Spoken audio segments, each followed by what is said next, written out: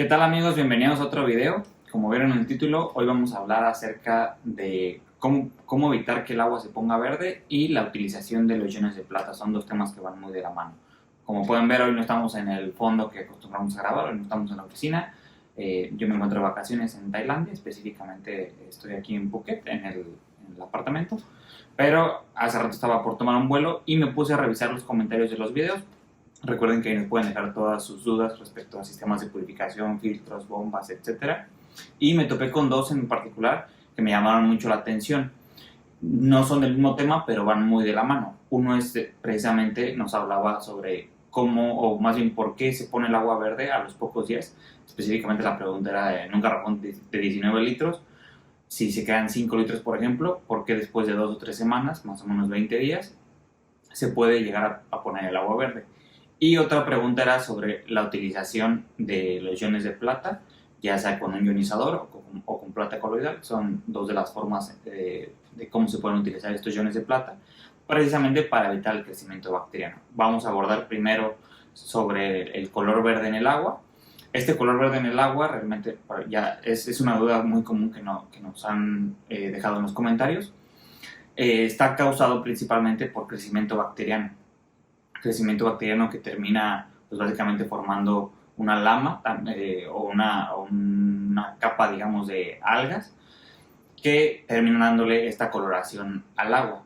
Este se podría decir que es un proceso natural, pues realmente es crecimiento de bacterias y está alimentado o causado por tres principales razones. En el aire siempre hay bacterias mesófilas, son básicamente bacterias pues que no inofensivas, se podría decir. O sea, aquí en el aire y en cualquier parte vamos a encontrar ese tipo de bacterias. En los alimentos que consumimos caen ese tipo de bacterias y las estamos consumiendo constantemente, pero no hay, digamos, mayor riesgo.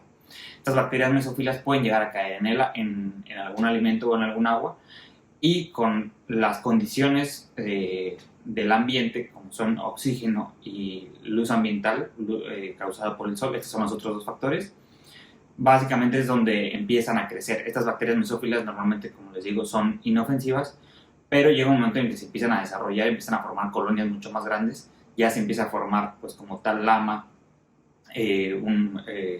o estructuras más complejas como algas, que esto ya, obviamente ahí sí ya puede encontrarse pues bacterias mucho más agresivas que sí pudieran provocarnos una enfermedad o que pudieran poner en riesgo nuestra salud.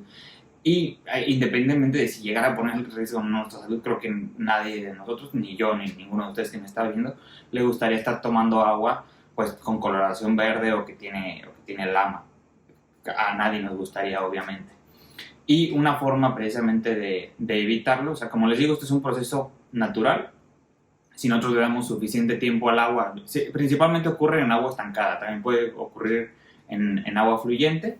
Por ejemplo, en los ríos es muy común que suceda. Sin embargo, pues ahí es una fuente natural de agua y es el proceso natural de la vida que se formen esas lamas, que se formen esas algas.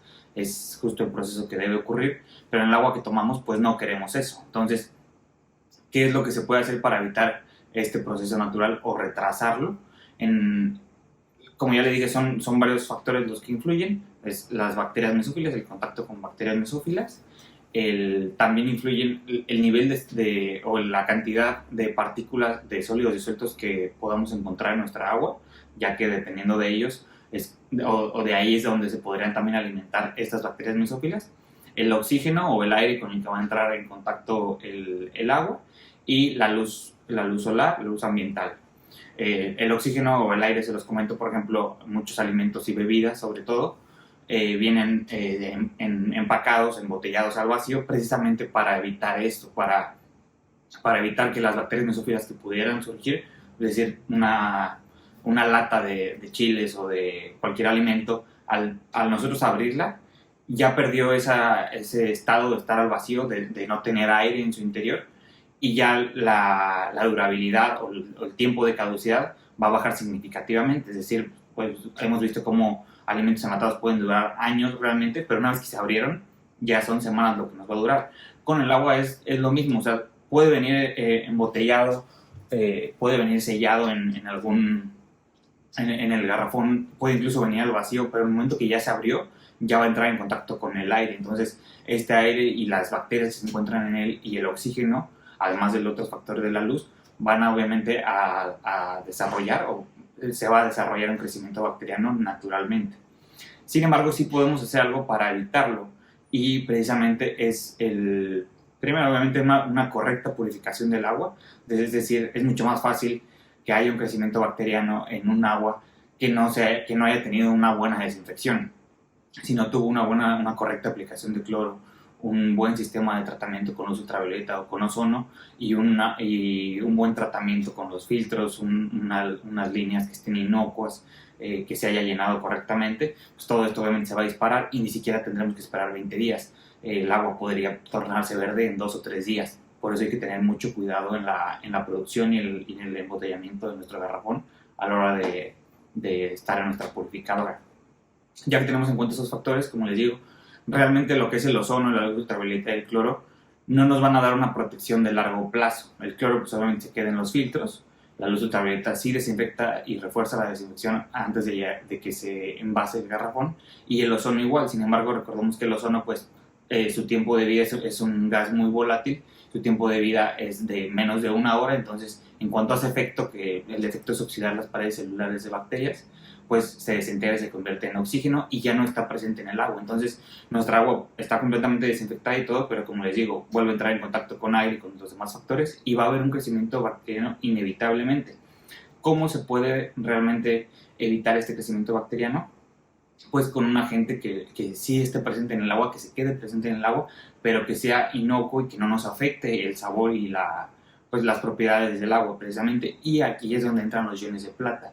La utilización de la plata como tal no es algo nuevo, ya tiene muchísimo que se utiliza. La forma en la que se descubrió que la plata funcionaba para inhibir el crecimiento bacteriano fue en los pozos en los pozos en Inglaterra, donde se llegaron a caer o llegaban a aumentarse monedas de plata.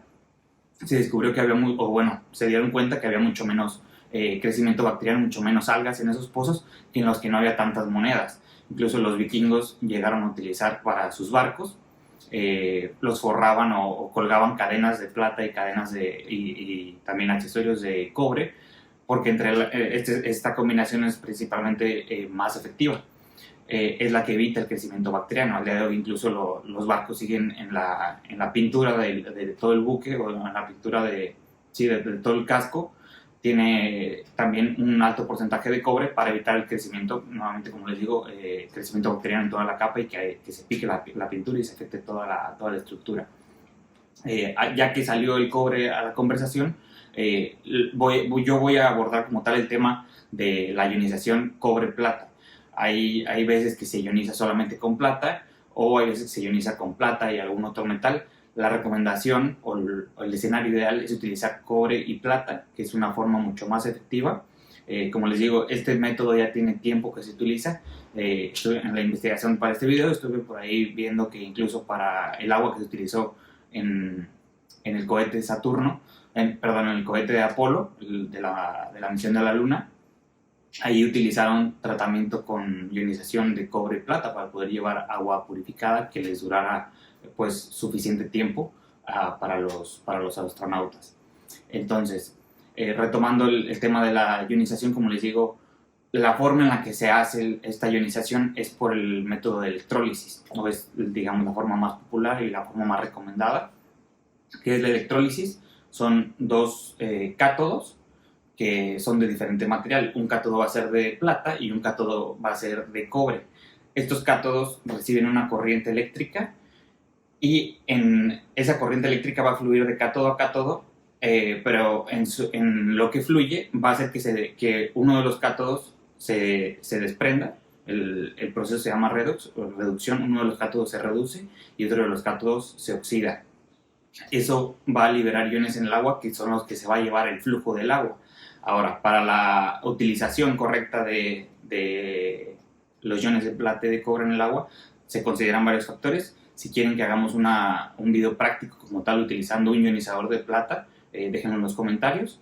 Pero les comento rápidamente los factores que influyen en la ionización de cobre-plata. Obviamente va a ser el flujo que vamos a estar tratando de agua, el tamaño de los cátodos, la pureza de estos cátodos y también las condiciones del agua, es decir, un agua, por ejemplo, con alto contenido de carbonato de calcio, es decir, con dureza, va a afectar el rendimiento de los cátodos, ya que puede empezar a formar incrustaciones y puedes formar otros subproductos, nos afectaría ahí la reducción. El pH del agua también, un pH muy alto en el agua, causado por ejemplo por carbonato de calcio, va a afectar considerablemente la función de la plata para inhibir las bacterias en el agua. Entonces tenemos que considerar muy bien esos factores en el agua. La conductividad dada por las partículas, por el total de sólidos y sueltos totales, en partes por millón, va a afectar también bastante. Un agua, si recordemos, se los he mencionado en otros videos, el agua como tal no conduce electricidad, lo que hace que se conduzca la electricidad a través del agua son los sólidos disueltos que se encuentran en ella. Entonces, un agua con un número de sólidos disueltos totales muy bajo va a tener una conductividad muy baja. Por lo tanto, pues va obviamente a afectarse el rendimiento de un ionizador de cobre-plata. El mecanismo que utiliza la plata y el cobre para inhibir el crecimiento bacteriano es diferente al cloro. Realmente lo que hace el cloro, la luz ultravioleta y el ozono, básicamente oxidan la luz ultravioleta no, pero lo que es el ozono y el cloro, lo que hacen es oxidar las paredes celulares de las bacterias y pues las desintegran y mueren. Su función es más exterminarlas, desinfectar como tal. En cuanto a la ionización de cobre y plata, lo que hace como tal el cobre también, digamos que bloquea su pared celular e impide que siga absorbiendo nutrientes. Entra la plata y la plata también bloquea la reproducción. La plata bloquea la reproducción, entonces como tal, las bacterias no es como que se mueren en ese instante, terminan muriéndose después, pues, naturalmente, pero ya no se reproducen y no hay un crecimiento bacteriano. Una de las principales ventajas, como les digo, es que sigue presente en el agua, es decir, el cloro y el ozono, al hacer su efecto de desinfección, pues ya pierden la potencia, pierden sus propiedades y puede nuevamente volver a surgir un crecimiento bacteriano si hubo una contaminación, por ejemplo, con aire, con bacterias mesófilas externas. En el caso de los iones de plata, de los iones de plata y cobre, esos se quedan en el agua y no es como que se desintegran o se convierten en otro compuesto, siguen activamente retardando la desinfección. Un agua con utilización o con aplicación de iones de plata, en vez de durarte 2 semanas como en muchos casos, te puede llegar a durar hasta 6 meses con la correcta aplicación. Hablando de la correcta aplicación, las dosis recomendadas o los límites máximos estipulados por la EPA, por la Agencia de Protección Ambiental de Estados Unidos, es de 0.1 partes por millón para la plata y 1 parte por millón o 1 miligramo por litro para el cobre. Estos son los límites. Se recomienda que los tratamientos estén sobre el 60-70%, es decir, en cuanto a la plata, 0.06 partes por millón, y en cuanto al cobre, 0.6 partes por millón. Con eso es más que suficiente para inhibir el crecimiento, por ejemplo, de la legionela, que es una bacteria muy común. Este método de la ionización con cobre y con plata es muy utilizado sobre todo en agua para hospitales, sobre todo en Reino Unido, ahí es muy utilizado. Y les digo, para realmente inhibir el crecimiento bacteriano, para hacer que el agua te pueda durar mucho más en estantería, es el método más eficaz, más reconocido. Tiene ya mucho tiempo que ha sido probado e investigado por diferentes estudios y diferentes agencias. Y es la forma más eficaz. Volvemos a esto. Si a ustedes les interesa, para sus purificadoras han tenido este problema de que se les pone el agua verde o en sus sistemas de tratamiento para sus empresas o algo, han tenido problema con el lavamiento en sus tanques, en sus tuberías, nos pueden contactar para que les ofrezcamos una solución personalizada para evitar, pues, obviamente, este crecimiento bacteriano, solucionar estos problemas y que ya no les siga afectando. Muchas gracias por ver el video, hasta aquí el día de hoy. Dejen su like, por favor. Ya extrañaba hacer videos, por eso aproveché para hacerlo ahorita en vacaciones. Suscríbanse al canal y nos vemos hasta la próxima.